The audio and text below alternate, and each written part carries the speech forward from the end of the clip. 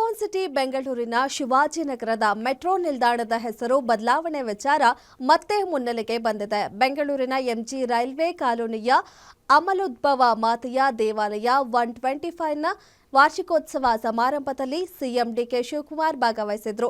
ಈ ವೇಳೆ arch bishop ಧರ್ಮಾಧ್ಯಕ್ಷ doctor Peter ಮಚಾಡೋ ಭಾಷಣದ ವೇಳೆ ನಾವು ಕರ್ನಾಟಕಕ್ಕೆ ಸಾಕಷ್ಟು ಸೇವೆ ಮಾಡಿದ್ದೇವೆ. ಸಿದ್ದರಾಮಯ್ಯ ಮುಖ್ಯಮಂತ್ರಿ ಆಗಿದ್ದಾಗ ಬೇಡಿಕೆ ಇಟ್ಟಿದ್ದೆ. ಶಿವಾಜಿನಗರ ಮೆಟ್ರೋ ನಿಲ್ದಾಣಕ್ಕೆ ತಾಯಿ ಮೇರಿ ಹೆಸರಿಡಲು ಕೇಳಿದ್ದೆ. ವಿವಾದ ಆಗುತ್ತೆ ಅಂತ ಆ ಕೆಲಸ ಆಗಿಲ್ಲ.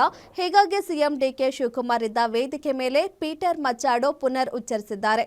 ಈ ವೇಳೆ ಧರ್ಮಾಧ್ಯಕ್ಷರು ನೀಡಿದ ಬೇಡಿಕೆಗಳ ಬಗ್ಗೆ ಪರಿಶೀಲನೆ ನಡೆಸಲಾಗುವುದು ಎಂದು ಸಿಎಂ ಹೇಳಿದ್ದು, ಶಿವಾಜಿನಗರ ಮೆಟ್ರೋಗೆ ಹೆಸರು ಬದಲಾವಣೆ ಆಗುತ್ತದೆಯಾ ಅನ್ನೋ ಕುತೂಹಲ ಮೂಡಿದೆ.